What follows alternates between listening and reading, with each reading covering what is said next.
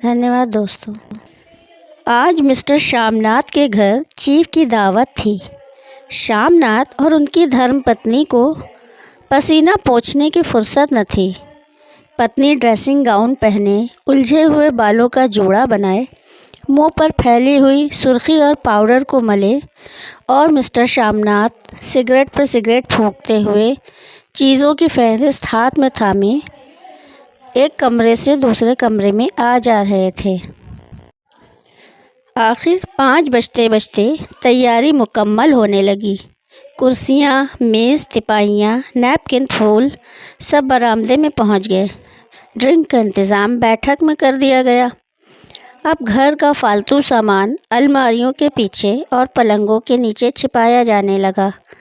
तभी श्यामनाथ के सामने सहसा एक अड़चन खड़ी हो गई। माँ का क्या होगा? इस बात की ओर न उनका और न उनकी कुशल गृहिणी का ध्यान गया था। मिस्टर श्यामनाथ श्रीमती की ओर घूमकर अंग्रेज़ी में बोले, माँ का क्या होगा? श्रीमती काम करते करते ठहर गई और थोड़ी देर तक सोचने के बाद बोली, इन्हें पिछवाड़े इनकी सहेली के घर भेज दो। रात भर बेशक वहीं रहें, कल आ जाएं।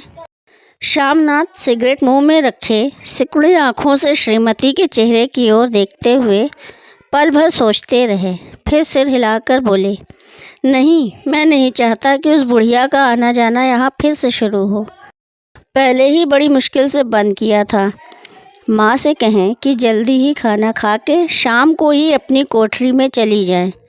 मेहमान कहीं 8 बजे आएंगे, इससे पहले ही अपने काम से निपट लें। सुझाव ठीक था, दोनों को पसंद आया, मगर फिर सहसा श्रीमती बोल उठी। जो वो सो गई और नींद में खर्राटे लेने लगी तो साथ ही तो बरामदा है जहाँ लोग खाना खाएंगे, तो इन्हें कह देंगे कि अंदर से दरवाज़ा बंद कर लें, मैं बाहर से ताला लगा दूँगा। या माँ को कह देता हूँ कि अंदर जाकर सोएं, नहीं बैठी रहें, और क्या। और जो सो गई तो डिनर का क्या मालूम कब तक चले। 11 बजे तक तो तुम ड्रिंक ही करते रहते हो। श्यामनाथ कुछ खींच उठे, हाथ झटकते हुए बोले, अच्छी भली भाई के पास जा रही थी, तुमने यूं ही खुद अच्छा बनने के लिए बीच में टांग अड़ा दी। वाह, तुम माँ और बेटे की बातों में मैं क्यों बुरी बनूं? तुम जानो और वो जाने। मिस्टर श्यामनाथ चुप रहे। ये मौका बहस का न था, समस्या का हल ढूंढने का था। उन्होंने घूमकर माँ की कोठरी की ओर देखा।